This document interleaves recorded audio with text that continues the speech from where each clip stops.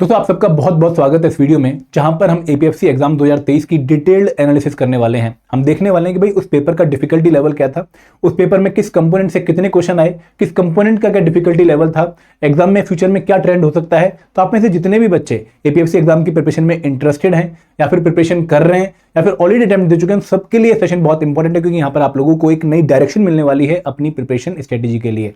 क्योंकि दोस्तों हम हमेशा ये कहते हैं कि भाई जब भी आप एक अच्छी प्रिपरेशन स्ट्रेटेजी बनाते हो तो उसका दायरा जो डिसाइड होता है वो सिलेबस और पीवाईक्यूज की मदद से जो है डिसाइड होता है।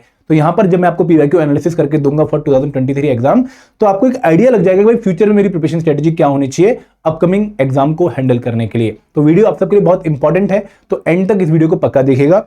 और आगे बढ़ने से पहले मैं आप लोगों से रिक्वेस्ट करूंगा कि अगर आप इस एग्जाम की प्रिपरेशन कर रहे हैं तो हमारा चैनल सब्सक्राइब करना ना भूलें, और इसके साथ साथ आप लोग एक कंप्रेहेंसिव गाइड बुक पक्का डाउनलोड कर लें, क्योंकि यहां पर आप लोगों को एपीएफसी एग्जाम के पास्ट ईयर्स के सॉल्व पीवाईक्यूज मिलने वाले हैं। तो आपके पास एक गाइड बुक पक्का होनी चाहिए, लिंक इस वीडियो के डिस्क्रिप्शन में दिया गया है और आप लोग उसको डाउनलोड फ्री में कर सकते हैं। प्लस यहां पर आपको टॉपिक लिस्ट भी मिल जाएगी कि भाई किस कंपोनेंट का क्या टॉपिक मुझे प्रिपेयर करना है, पूरा डिकोडेड सिलेबस आपके पास होगा। तो अगेन ये गाइड बुक आपके पास पक्का होनी चाहिए, ठीक है।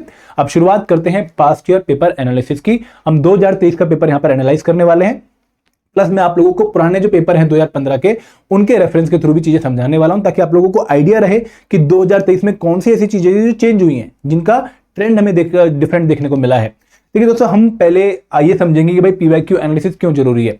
जनरली बच्चे पूरी तैयारी करने के बाद पीवाईक्यूज देते हैं अपनी प्रिपरेशन चेक करने के लिए कि भाई क्या मैं अब एग्जाम रेडी हो गया हूं। बट हमेशा ये कहते हैं कि भाई आपकी जो प्रिपरेशन है वो स्टार्ट भी पीवाईक्यू से होनी चाहिए और वो एंड भी पीवाईक्यू से होनी चाहिए।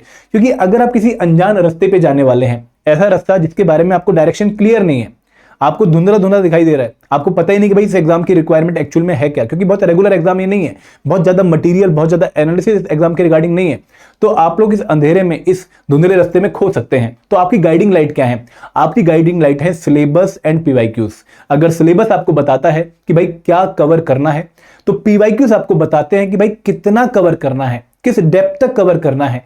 ये आइडिया, ये प्रिपरेशन का जो पूरा एक दायरा है, वो कौन डिसाइड करता है? Syllabus plus PYQs. तो पीवाईक्यूज बहुत इंपॉर्टेंट है, क्योंकि दोस्तों यहां से आपकी प्रिपरेशन का स्कोप डिसाइड करने में आपको हेल्प मिलती है। इसके साथ साथ कि भाई पेपर का ओवरऑल डिफिकल्टी लेवल क्या है, हर कंपोनेंट का डिफिकल्टी लेवल क्या है, उसका आपको आइडिया लगता है। किस कंपोनेंट की कितनी वेटेज है, कौन सा कंपोनेंट प्रायोरिटी में प्रिपेयर करना चाहिए, कौन से कंपोनेंट पे कम ध्यान देंगे तो भी चलेगा। फिर उन पर्टिकुलर डिफिकल्टी लेवल को प्रिपेयर करने के लिए, फिर उन पर्टिकुलर टॉपिक जो कि पीवाईक्यूज में दिख रहे हैं उनको प्रिपेयर करने के लिए बेस्ट बुक्स, बेस्ट रिसोर्सेज कौन से होंगे। सिर्फ सिलेबस देख आप बुक्स चूज नहीं करते हो, आप देखते हो भाई कौन सी बुक है जो एग्जाम की रिक्वायरमेंट को मीट कर रही है। तो वो रिक्वायरमेंट कैसे पता लगती है? पीवाईक्यू के एनालिसिस से। प्लस आपकी जो स्ट्रेटेजी है वो आप लोगों को पीवाईक्यू से बेहतर डिजाइन करने का मौका मिलता है। And last but not the least, PYQs की एनालिसिस करके आपको पता लगता है भाई कौन से टॉपिक ऐसे हैं जो कि हर बार हमें एग्जाम में देखने को मिल रहे हैं, जो कि रेकरिंग नेचर के हैं, जो कि इंपॉर्टेंट हैं, जो कि अगेन हमें प्रायोरिटी में प्रिपेयर करने हैं। तो ये पीवाईक्यू एनालिसिस आपकी प्रिपरेशन का स्टार्टिंग वाला पोर्शन है। बाद में आप अपना स्टेटस चेक करने के लिए यूज कर सकते हो, बट इनिशियली भी आप इसको यूज करोगे। किस लिए? क्योंकि आपको ये बेनिफिट होने वाले हैं। अब बात करते हैं पहले एपीएफसी एनालिसिस की, ताकि हमें क्लैरिटी मिले कि भाई इस एग्जाम का ओवरऑल डिफिकल्टी लेवल क्या है। देखिए यहां पर आपके सामने जब मैं ओवरऑल डिफिकल्टी लेवल बताने वाला हूं, तो मैं इसको पहले एब्सोल्यूट सेंस में बताता हूं कि भाई पेपर देखते ही एपीएफसी का आपके माइंड में क्या रिएक्शन होगी, क्या लोचा होगा। जब आप एपीएफसी 2015 का पेपर ध्यान से देखेंगे, पूरा पेपर गो थ्रू करेंगे, आप डाउनलोड करके देख लेंगे ना, आपको गाइड बुक में मैंने बता दिया कि आपको पीवाईक्यूज मिल जाएंगे, लिंक वीडियो के डिस्क्रिप्शन में। तो जब आप 2015 का एपीएफसी पेपर देखेंगे तो आपको ऐसा लगेगा कि यार ये तो थोड़ा इजी लग रहा है, कर सकता था, आसान लग रहा है, फैक्चुअल क्वेश्चन है, कंसेप्चुअल क्वेश्चन कम है, ठीक है, ये अगर मैं एवरेज प्रिपरेशन कर लूं तो इस एग्जाम को निकाल सकता हूं, ऐसी फीलिंग पक्का आएगी। तो वो एक मॉडरेट लेवल का पेपर है, जहां पर एक अच्छे एफर्ट डाल के आप पेपर में इजीली क्वालिफाई कर सकते हो। ये आपको वहां पे एक फीलिंग जो है वो आने की पूरी पूरी संभावनाएं हैं। अब दोस्तों अगर मैं एपीएफसी 2023 की बात करूं, अब जिस बच्चे ने 2015 का एपीएफसी पेपर देख लिया है और फिर मैं उसको बोलूं कि भाई ले अब तो 2023 का एपीएफसी पेपर देख, तो उसकी रिएक्शन होगी यार ये तो इन्होंने डिफिकल्ट पेपर बना दिया, 2015 के कंपैरिजन में तो पेपर बहुत डिफिकल्ट है। तो ये जो पेपर है 2023 का वो सच में बहुत डिफिकल्ट था, क्योंकि वहां पर नंबर ऑफ फैक्चुअल क्वेश्चन कम हो गए और नंबर ऑफ कंसेप्चुअल क्वेश्चन बढ़ गए। दूसरी बात कि भाई इन्होंने अब वन लाइनर क्वेश्चन की जगह मल्टीपल स्टेटमेंट बेस्ड क्वेश्चन ज्यादा पूछे। अब उससे क्या इशू हो गया कि भाई वन लाइनर सॉल्व करने में कम टाइम लगता है, multiple statement based question solve करने में ज्यादा टाइम लगता है, तो बच्चों को टाइम मैनेजमेंट की दिक्कत भी आई। और तीसरी बात कि भाई इन्होंने जो लेस इंपॉर्टेंट कंपोनेंट 2015 में दिख रहे थे उनको मोर इंपॉर्टेंट कंपोनेंट 2023 में बना दिया। मतलब वो कंपोनेंट जहां पे हार्डली आपको 2015 के पेपर में क्वेश्चन देखने को मिले थे, यहां पर उनकी मैक्सिमम वेटेज हो गई। तो यहां पर एकदम ट्रेंड में भी चेंज आया। तो 2023 के पेपर बहुत डिफिकल्ट कंपेयर टू 2015, क्योंकि 2015 के लेवल के हिसाब से वो डिफिकल्ट था, कंपोनेंट्स की वेटेज डिफरेंट हो गई थी और कहीं ना कहीं क्वेश्चन पूछने का स्टाइल भी यूपीएससी ने चेंज कर दिया था। अब दूसरे चेंज आया कैसे और हम आगे क्या यहां से प्रेडिक्ट कर सकते हैं, ये भी आपने समझना है। देखिए जो चेंज है ना, वो यूपीएससी के बाकी एग्जाम्स की वजह से यहां पर आ रहा है। अब 2015 2014 का अगर आप यूपीएससी प्रीलिम्स एग्जाम देखोगे तो वहां पर यूपीएससी एपीएफसी जैसा 2015 का पेपर ही आपको देखने को मिलेगा। तो जो पेपर यूपीएससी प्रीलिम्स में यूपीएससी पूछ रहा है, उसी स्टाइल का पेपर, उसी नेचर का पेपर यूपीएससी एपीएफसी एग्जाम में पूछ रहा है। अब जो 2023 का पेपर था एपीएफसी का, वो कहीं ना कहीं 2021, 22, 23 के जो यूपीएससी प्रीलिम्स एग्जाम थे उनसे इंस्पायर था, क्योंकि वैसे क्वेश्चन वहां पे यूपीएससी पूछता है प्रीलिम्स एग्जाम में, मल्टीपल स्टेटमेंट बेस्ड क्वेश्चन, कहीं कहीं पे 6-6, 7-7 स्टेटमेंट भी होती हैं। तो यहां पर भी वही पैटर्न आपको देखने को मिला। तो जो बच्चे 2025 का एपीएफसी एग्जाम देने की सोच रहे हैं या फिर 2027 या कभी भी आगे अगर एपीएफसी एग्जाम आएगा उसकी प्रिपरेशन करने की सोच रहे हैं, तो उन लोगों को उस टाइम का या उस मोमेंट से पहले 2-3 साल का यूपीएससी प्रीलिम्स एग्जाम भी देखना चाहिए, जस्ट फॉर आइडेंटिफाइंग कि भाई किस तरह का क्वेश्चन आ सकता है। जैसे मैं एक आइडिया देता हूं आप लोगों को, 2023-24 में यूपीएससी ने एलिमिनेशन टेक्निक को बाय बाय कर दिया कि भाई आपको अगर एग्जैक्टली पता है तभी आप ऑप्शन लगा पाओगे। अब ऑप्शंस के बीच में जो खेला खेली हम करते थे कि भाई ऑप्शन एलिमिनेट कर दिया कि 1 ये तो पक्का आंसर का पार्ट नहीं है, किस किस ऑप्शन में 1 नहीं है, ऐसा आंसर निकाल लेते थे।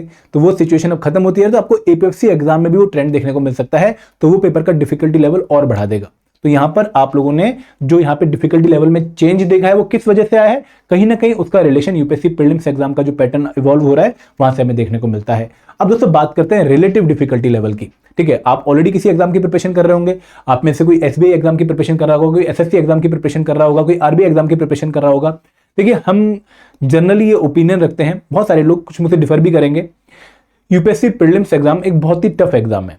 यूपीएससी प्रीलिम्स एग्जाम एक बहुत ही टफ एग्जाम है। अगर मैं उसके डिफिकल्टी लेवल को 10 आउट ऑफ 10 मानता हूं कि भाई अगर कोई बच्चा यूपीएससी प्रीलिम्स एग्जाम देने जा रहा है तो उसको बहुत डिफिकल्ट पेपर देखने को मिलेगा compare to RBI, compare to SSC, compare to SBI. अगर मैं रिलेटिव लेवल की बात करूं तो ये पेपर काफी डिफिकल्ट होगा। अगेन एसबीआई थोड़ा एसएससी से ऊपर ही बनेगा, कम नहीं पड़ेगा, लेकिन यूपीएससी प्रीलिम्स से वो थोड़ा इजी पड़ेगा।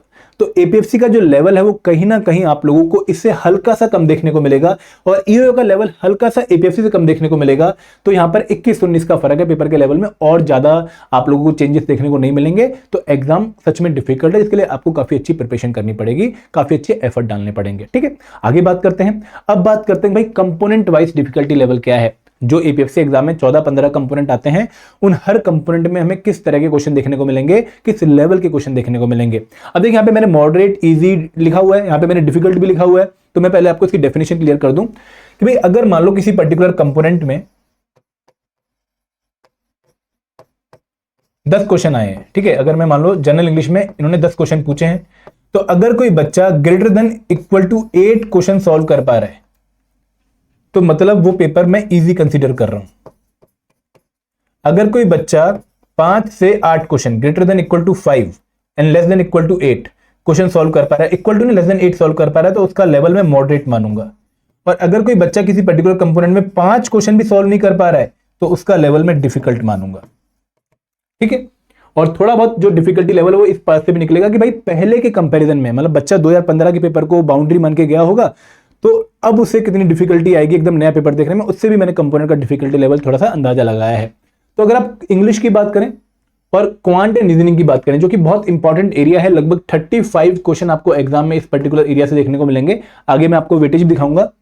इनका लेवल ऑलमोस्ट कांस्टेंट ही है कि भाई मॉडरेट लेवल पेपर ही पूछ रहे हैं। अगर 2015 का पेपर देखोगे तो वहां पर भी मॉडरेट लेवल है कि भाई बच्चा अगर अच्छी प्रिपरेशन करके गया है तो 10 में से 7, 6, 8 क्वेश्चन सॉल्व कर सकता है, इंग्लिश में भी और क्वांट रीजनिंग में भी। आप खुद भी अंदाजा लगाइए इसका, ठीक है, मेरी एनालिसिस तो ये है ही है, आप भी एक बार अंदाजा लगाइए। हाँ, मैं जरूर बोलूंगा कि भाई देखो मैं एवरेज की बात कर रहा हूं, यहाँ पे किसी बच्चे के लिए क्वांट बहुत टफ भी हो सकता है एपीएफसी एग्जाम का, लेकिन मैं एवरेज की बात करूंगी। अगर 100 बच्चे पेपर देख रहे हैं तो 60 से 70 बच्चों को ऐसा लगेगा कि भाई क्वांट जो है, रीजनिंग जो है, इंग्लिश जो है वो एवरेज लेवल की है, 10 को इजी लग सकती है और 20 को डिफिकल्ट लग सकती है। तो हम एवरेज की बात कर रहे हैं यहाँ पर। अगर मैं कल्चर एंड हिस्ट्री की बात करूं तो 2015 में थोड़े से फैक्चुअल क्वेश्चन ज्यादा थे और लेवल हल्का सा कम लग रहा था, लेकिन 2023 का जो पेपर था जहां पे 10 क्वेश्चन पूछे गए वो डिफिकल्ट था। अब दोस्तों डिफिकल्टी की 2 वजह है, एक तो क्वेश्चन ही टफ हो गए कि भाई आपसे आर्कियोलॉजिस्ट के रिगार्डिंग क्वेश्चन पूछ लिया 19th सेंचुरी के, जो कि हम जनरली नहीं पढ़ते हैं। आपसे जो है एक ऐसे फ्रीडम फाइटर के रिगार्डिंग क्वेश्चन पूछा जो कि अगेन हमने कभी सुना भी नहीं, करंट अफेयर से जो है रिलेटेड वो क्वेश्चन था, बट काफी लोगों ने इसको नहीं सुना हुआ था। प्लस यहाँ पर एंशिएंट हिस्ट्री और मिडिवल हिस्ट्री जो कि सिलेबस में मेंशन ही नहीं है, उनका हमें क्वेश्चन देखने को मिल गया। तो इस वजह से हिस्ट्री काफी डिफिकल्ट था और आपको इस पेपर को सॉल्व करते हुए फीलिंग पक्का आई होगी कि यार ये तो यूपीएससी प्रीलिम्स जैसे क्वेश्चन पूछ रहे हैं हिस्ट्री में। तो वो फीलिंग आपको आगे भी आ सकती है। तो आपको हिस्ट्री का, कल्चर का उसी लेवल पे प्रिपरेशन करना है जैसा आप यूपीएससी प्रीलिम्स एग्जाम के लिए करते हो। Same is the case with Indian polity.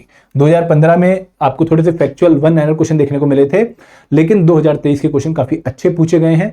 अगर मैं गवर्नर की ऑर्डिनेंस मेकिंग पावर के रिगार्डिंग क्वेश्चन पूछूं, क्यूरेटिव पिटीशन के रिगार्डिंग क्वेश्चन पूछूं, थंगन कमेटी की रिकमेंडेशन के रिगार्डिंग क्वेश्चन पूछूं, मेट्रोपॉलिटन प्लानिंग कमेटी के रिगार्डिंग क्वेश्चन देखूं, तो हर क्वेश्चन टफ था, जहां पर आप लोगों की रट्टा पावर कि भाई थंगन कमेटी की रिकमेंडेशन क्या थी, मेट्रोपॉलिटन प्लानिंग कमेटी की एग्जैक्ट कंपोजिशन क्या है, रट्टा पावर प्लस अंडरस्टैंडिंग दोनों चेक करी गई थी।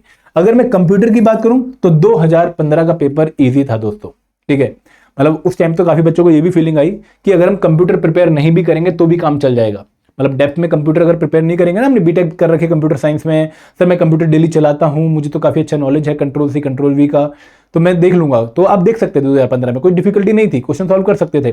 बट 2023 में मॉडरेट लेवल हो गया, कंप्यूटर का लेवल काफी इंक्रीज इन्होंने किया है, और मैं मॉडरेट नहीं थोड़ा डिफिकल्ट की तरफ भेजूंगा इसको, टफ की तरफ भेजूंगा। अब आप कंप्यूटर बिना पढ़े 10 में से 5 क्वेश्चन सॉल्व नहीं कर सकते, आपको ये पढ़ के ही जाना पड़ेगा, क्योंकि एग्जाम के जो क्वेश्चन मैं आपको दिखाऊंगा भी पेपर पूरा आगे, आपको उसके बारे में आइडिया लगेगा कि भाई पेपर टफ हो गया है। General science again same case जैसा कंप्यूटर अवेयरनेस के साथ है कि भाई 10 क्वेश्चन आते हैं, इंपॉर्टेंट है, बट अब पढ़ना पड़ेगा। पहले थोड़ी सी बेसिक अंडरस्टैंडिंग से काम चल रहा था, अब प्रैक्टिस अच्छी चाहिए। अगर मैं अकाउंट्स की बात करूं तो अकाउंट्स तो आपको 2015 में दिखेगा भी नहीं, हार्डली 2 या 3 क्वेश्चन थे, तो यहां पर एकदम 15 क्वेश्चन हो गए। मैं टफ नहीं बोलूंगा, क्योंकि जिस बच्चे ने अकाउंट्स पढ़ा था उन्होंने सॉल्व किए हैं 12-13 क्वेश्चन, लेकिन क्योंकि लेवल थोड़ा सा इंक्रीज हुआ, प्लस क्वेश्चन का नंबर काफी चेंज हो गया, जो कि बच्चे एक्सपेक्ट नहीं कर रहे थे, उसने बच्चों के लिए डिफिकल्ट कर दिया। तो मॉडरेट लेवल है। आयर एंड लेबर लॉ का पेपर डिफिकल्ट हो गया, क्योंकि अब उन्होंने जो है एक्ट्स को और अंदर से कोरेदना शुरू कर दिया, आपसे थोड़े से एक्ट में केस स्टडी टाइप के क्वेश्चन पूछने शुरू कर दिए, तो आपको एक्ट वाला जो पोर्शन है वो डिफिकल्ट लगेगा।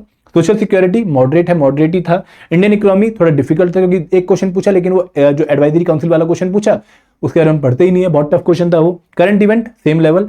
PDG moderate level. 2015 में तो आपसे फिजिकल ज्योग्राफी के रिगार्डिंग क्वेश्चन पूछ लिए थे, गंगा के ट्रिब्यूटरी वगैरह, बट यहां पर उन्होंने डेवलपमेंट और ग्लोबलाइजेशन के ऊपर स्पेसिफिक क्वेश्चन पूछा है, जो बच्चे थोड़ा सा अवॉइड कर रहे थे, तो अब उनको वो क्वेश्चन देखने को मिला, तो पेपर मॉडरेट हो गया। तो this was regarding the difficulty level. अब बात करते हैं किस कंपोनेंट की कितनी जो है वेटेज थी। एक मिनट वापस आ गया, ये हमारी अगली स्लाइड है, किस कंपोनेंट की कितनी वेटेज थी।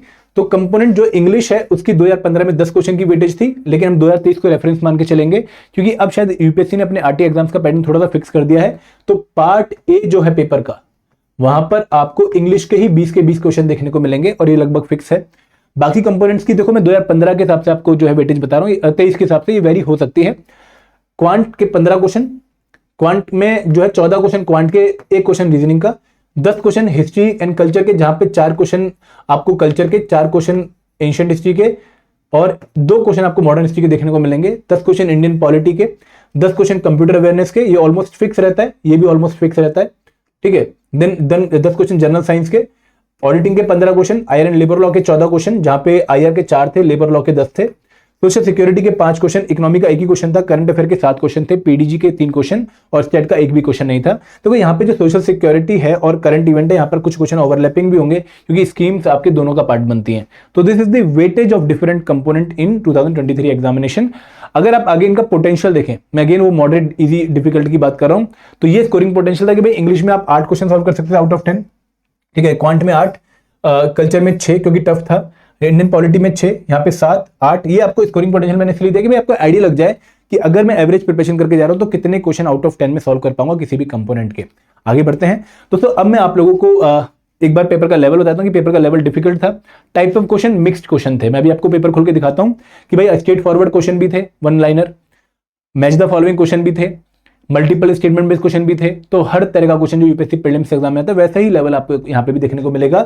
क्वेश्चन फैक्चुअल भी थे, क्वेश्चन कंसेप्चुअल भी थे, और ये आपको इंपॉर्टेंट टॉपिक्स का आइडिया भी दे रहे हैं। मैं एक बार आपको पेपर जो है ओपन करके दिखाता हूं ताकि आप क्लैरिटी यहां पे ले पाए। देखिए अगर आप ये पेपर ध्यान से देखें तो यहां से हमारा पेपर शुरू था इंग्लिश का, तो इंग्लिश में देखो पहले जो क्वेश्चन थे वो थे सेंटेंस रीअरेंजमेंट के। आपको 4 फ्रेज दिए थे जैसे PQRS, इनको अरेंज करना था ताकि एक मीनिंगफुल सेंटेंस बन जाए। इनको उस ऑर्डर में अरेंज करना था ताकि आप एक अच्छा प्रॉपर सेंटेंस देख पाए। तो ये क्वेश्चन लगभग 5 थे इंग्लिश में, पार्ट ए इंग्लिश के 20 क्वेश्चन, ठीक है। इसके बाद एक क्वेश्चन है रीडिंग, ये था आपका क्वेश्चन 5 आइटम, जहां पर आपको एक पॉइंट अंडरलाइन कर रखा है, आपको उसका मीनिंग बताना है, उसका या तो आपको सिनोनिम या फिर एंटोनिम बताना था। ऐसा क्वेश्चन था यहाँ पर कि given below are 5 items comprising sentence in which one word has been underline, choose the response which is closest to the meaning, मतलब सिनोनिम आपको बताना था। तो ये 5 क्वेश्चन थे, ठीक है। उसके बाद ये रीडिंग कंप्रेंशन का क्वेश्चन था, 5 क्वेश्चन यहाँ पर दिए गए थे आपको रीडिंग कंप्रेंशन के। और उसके बाद एक इडियम फ्रेजेस वाला क्वेश्चन था कि जहां पर आप लोगों को beautiful, to be expressed, to great, इनको आपको बताना था कि भाई इनमें से कौन सा जो है उस बेस्ट डिस्क्राइब करता है फ्रेज को। तो इंग्लिश के 20 क्वेश्चन ऐसे थे, ठीक है। अगेन यहाँ पे काफी बच्चों ने अच्छा जो है स्कोर किया था इंग्लिश में। अगर मैं बात करूं हिस्ट्री की, देखो हिस्ट्री का पहला क्वेश्चन था आर्कियोलॉजिस्ट के रिगार्डिंग, टफ था क्योंकि जनरली हम इनके बारे में नहीं पढ़ते हैं। अलेक्जेंडर कनिंघम हो गए, जॉन मार्शल हो गए, आर्यम व्हीलर हो गए, अमरिंदर घोष हो गए। तो ये क्वेश्चन हिस्ट्री का है, ये स्ट्रेट फॉरवर्ड क्वेश्चन है। अगर आप ये वाला क्वेश्चन देंगे एलोरा के रिगार्डिंग कौन सी statement, Kailashnath temple at Ellora के रिगार्डिंग कौन सी स्टेटमेंट करेक्ट नहीं है, तो आपको पेपर देके एक फीलिंग तो यूपीएससी प्रीलिम्स वाली आ रही होगी कि भाई वैसा ही स्टाइल, वैसा ही जो है फॉन्ट, वैसा ही जो है टेम्पलेट क्वेश्चन का आपको देखने को मिल रहा है। तो ऐसे क्वेश्चन हिस्ट्री में थे। पॉटरी के रिगार्डिंग कौन सी स्टेटमेंट करेक्ट है, मगधा के रिगार्डिंग, जबकि सिलेबस में एंशिएंट और मेडिवल हिस्ट्री नहीं है, लेकिन मगधा के रिगार्डिंग क्वेश्चन आया। उसके अगर आप नीचे जाएंगे तो हिंदी में आपको क्वेश्चन अगेन यहाँ पर भी देखने को मिलेंगे। फिर क्वेश्चन है आपसे टेम्पल आर्किटेक्चर के रिगार्डिंग। फिर ये क्वेश्चन है आपके जो है आईआर एंड लेबर लॉ के कि भाई what is the limit time limit prescribed under the provision of the employee compensation act 1923 from the date of reference within which the commissioner is required to dispose of the matter relating to compensation and intimate the decision to the employee. तो यहाँ पर जो provision है act में mention, उनके related आपसे question पूछ लिया है। ऐसे ही क्वेश्चन आपको आईआर एंड लेबर लॉ से देखने को मिलेंगे। ऐसे ये क्वेश्चन है, ये थोड़ा आपसे एक पर्टिकुलर लिमिट के बारे में पूछ लिया है। ये क्वेश्चन है देखो again state insurance, social security का ये क्वेश्चन है, ये भी सोशल सिक्योरिटी का, ये भी सोशल सिक्योरिटी का, सॉरी, ठीक है। तो ऐसे क्वेश्चन आते हैं। अब ये देखो ये जो क्वेश्चन है ये आपसे आईआर के रिगार्डिंग क्वेश्चन पूछ लिया कि भाई ये ट्रेड यूनियन आपको दे दी है, आपको इनको अरेंज करना है in the correct chronological order of their formation, कौन सी पहले बनी कौन सी बाद में बनी। तो ये आपको मल्टीपल स्टेटमेंट टाइप का क्वेश्चन, जहां पे काफी चीजें हैं जिनको आपको रिलेट करना है, तो यहाँ पे टाइम लगता है। अब ये क्वेश्चन जो है ये एक तरह से आपसे न्यूमेरिकल वाला क्वेश्चन या फिर केस स्टडी टाइप का क्वेश्चन पूछ ले फ्रॉम लेबर लॉ कि भाई suppose there are 5 trade union namely ABCDE functioning in an establishment currently employing 1100 workmen. The membership strength of each union is as follows: Union A, Union B, Union C, Union D की आपको membership बता दी है। आप इनकी membership के strength के basis पे बताइए कि कौन सी trade union under trade union जो है रजिस्टर किया सकती है under trade union act of 1926। तो केस स्टडी है, मतलब प्रोविजन लिखे हुए हैं लेकिन उन प्रोविजंस को अप्लाई करना है। तो इसलिए मैं आईआर एंड लेबर लॉ को थोड़ा डिफिकल्ट कह रहा था क्योंकि बच्चों को लग रहा था कि भाई एक्ट से स्ट्रेट फॉरवर्ड क्वेश्चन पूछ लेंगे, लेकिन स्ट्रेट फॉरवर्ड क्वेश्चन नहीं पूछा गया, आपसे घुमा फिरा के क्वेश्चन पूछा गया। अगर आप नीचे आएंगे तो जैसे ये कि registration of trade union of worker under the trade union act is, again आपको क्लियरली पता होना चाहिए, ठीक है। तो थोड़ा सा रट्टे होने की वजह से, चीजों को क्लियर समझने की वजह से आपको तब जाके यहाँ पे डिफिकल्टी फेस हो रही है। अब मैथ के क्वेश्चन है, यहाँ पे हाइट एंड डिस्टेंस का क्वेश्चन है, यहाँ पे एक सर्कल का क्वेश्चन है। ये क्वेश्चन आईआर का है कि right of worker to resort to strike. ये क्वेश्चन अगेन आपको रीजनिंग का दिया गया है, सीटिंग अरेंजमेंट का, ठीक है। ये क्वेश्चन भी है। ऐसे काफी अच्छे क्वेश्चन आपको देखने को मिलेंगे जहां पर टाइम भी लगेगा और एफर्ट भी लगेंगे। तो ये पेपर आप लोग चेक भी कर सकते हैं। मैंने आपको इसका सॉल्व पेपर जो है वो इस गाइड बुक में दे रखा है, आप इस गाइड बुक को डाउनलोड करके जो है इसमें पेपर देख सकते हैं 2023 का। अब जैसे क्वेश्चन है कि ये जो एक मिनट, ये आगे आपके अकाउंटेंसी एंड ऑडिटिंग के क्वेश्चन, तो अगेन क्वेश्चन टफ नहीं है, ये क्वेश्चन टफ नहीं है लेकिन अंडरस्टैंडिंग बेस है, जिसने अकाउंटेंसी समझी होगी वो इनको सॉल्व कर पाएगा। जैसे क्वेश्चन है कि which of the following errors is not detected by trial balance. अब यहां पर इन्होंने थ्योरेटिकल क्वेश्चन नहीं पूछा, आपने 4 केस यहां पर देखने, उन 4 केस को देख के बताना कि भाई कौन सा ट्रायल बैलेंस एरर डिटेक्ट नहीं कर पाएगा। ऐसे क्वेश्चन है। फिर ये आपके आगे कंप्यूटर के क्वेश्चन कि which of the following operator connect a structure variable in its element. भाई ये क्वेश्चन जो है सॉल्व करने के लिए कंप्यूटर की अच्छी खासी नॉलेज होनी चाहिए, कैसे सॉल्व कर लोगे विदाउट नॉलेज, ठीक है। तो ये पेपर टफ हो गया था और पेपर देख के आपको फीलिंग आई होगी कि भाई इसके लिए थोड़ी अच्छी नॉलेज चाहिए थी। Which one of the following attributes is required for internal linking in HTML। आप में से बहुत सारे बच्चों को अभी शायद इसका आंसर नहीं पता होगा, बट पढ़ोगे तो आ जाएगा। टॉप डाउन लैंग्वेज कौन सी नहीं है, decimal equivalent of the hexadecimal number 5A6D क्या होगा। तो ये क्वेश्चन टफ है दोस्तों। लेंसेज की पावर के regarding question, elastic collision science का क्वेश्चन है। तो ये पेपर आपको यूपीएससी वाली फीलिंग देगा और इसको सॉल्व करने के लिए अच्छी खासी नॉलेज और अच्छी खासी टाइम मैनेजमेंट आपको आनी चाहिए। एंड दोस्तों वापस आते हैं अपनी प्रेजेंटेशन पे, ठीक है, ताकि मैं आपको एक पॉइंट और जो बचा है वो क्लियर कर दूं कि इस पर्टिकुलर पेपर से हमें क्या लर्निंग देखने को मिलती है। की लर्निंग ये है पहली कि भाई एक्सटेंसिव प्रिपरेशन चाहिए एग्जाम को क्वालिफाई करने के लिए। सिंपल प्रिपरेशन से काम नहीं चलने वाला। ये एग्जाम कोई ऐसा एग्जाम नहीं है कि भाई कोई भी आएगा, थोड़ी बहुत प्रिपरेशन करेगा, निकल जाएगा। नहीं, टाइम लगेगा, मेहनत लगेगी, एफर्ट लगेंगे एक नेक्स्ट लेवल के, तब जाकर आप इस एग्जाम में कंपीट कर पाओगे। स्पेशल कंपोनेंट की वेटेज इंक्रीज हो रही है। बहुत इंपॉर्टेंट पॉइंट है कि 2015 में स्पेशल कंपोनेंट से हार्डली कोई क्वेश्चन पूछा गया था, लेकिन 2023 में लगभग 1/3 पेपर आपको स्पेशल कंपोनेंट्स के देखने को मिल रहा है। तो इसको बिल्कुल भी हल्के में मत लीजिएगा। Science, computer, English low hanging fruit है, लगभग 40 क्वेश्चन हो गए, 100 नंबर के हो गए। इनको अच्छे से प्रिपेयर करके बच्चा अपनी कट ऑफ के जो क्लोज है वो जल्दी से जल्दी पहुंच सकता है। तो यहां पर इनको भी बिल्कुल हल्के मत लीजिए। जीएस कंपोनेंट में ओवर टाइम मत लगाइए, क्योंकि there is a limit of what you can score. आपने जितने भी डिफिकल्ट कंपोनेंट देखे वो मोस्टली जीएस कंपोनेंट थे, तो वहां पर बहुत मेहनत करके भी आप एक लिमिटेड 1-2 नंबर ऑफ क्वेश्चन जो है बढ़ा पाएंगे अटेम्प्ट में। उतना ही टाइम अगर आप डिवोट कर देंगे क्वांट, रीजनिंग, इंग्लिश में या फिर स्पेशल कंपोनेंट में, तो आपको मोर रिटर्न ऑन इन्वेस्टमेंट देखने को मिलेगा। एंड दोस्तों अगेन मैं आपको ये भी जो है रिक्वेस्ट करूंगा कि अपने आप को किसी पर्टिकुलर एग्जाम ऑफ पेपर से बाइंड मत करके जाना, स्टाइल ऑफ पेपर से बाइंड मत करके जाना। पेपर में अनएक्सपेक्टेड हो सकता है, different type of question, different level of question, different trends आपको देखने को मिल सकते हैं। तो उसके लिए मेंटली प्रिपेयर रहिएगा। बाद में ये मत कहिएगा कि सर पुराना पेपर तो ऐसा है तो उन्होंने एक पेपर कैसे पूछ लिया, कर सकते हैं वो ऐसा, ठीक है। तो ये पीवाईक्यू एनालिसिस एपीएफसी की थी। आई होप आपको मजा आया होगा। एंड दोस्तों अगर आप इस एग्जाम की प्रिपरेशन अच्छे से कर रहे हैं तो हमने 3 डिफरेंट कोर्सेज आपके लिए लॉन्च कर रखे हैं। पहला है master course, comprehensive course covering all the component of APSC examination in English language. यहाँ पर आपको recorded videos, live classes, chapter wise notes, chapter wise quiz and आपको वीकली मेंटर टॉक सेशन मिल रहा है, फुल लेंथ मॉक्स भी मिल रहे हैं। आप इसके बारे में अगर इन्फॉर्मेशन लेना चाहते हैं तो लिंक इस वीडियो के डिस्क्रिप्शन में दिया गया है। स्पेशल सब्जेक्ट कोर्स जिनका जीएस एंड क्यूआरई प्रिपेयर्ड है, आप सिर्फ special components like accountancy, auditing, IR and labour law prepare करने वाले हैं, वो इस कंपोनेंट में एनरोल कर सकते हैं। और टेस्ट सीरीज वाले जो हैं वो बच्चे हैं जो कि एक बार सिलेबस कंप्लीट कर चुके हैं और सिर्फ रिवीजन और प्रैक्टिस करना चाहते हैं। तीनों कोर्सेज के बारे में इन्फॉर्मेशन वीडियो के डिस्क्रिप्शन में लिंक में आपको मिल जाएगी। तो this is all from my side. Thank you very much. जय हिंद, जय भारत।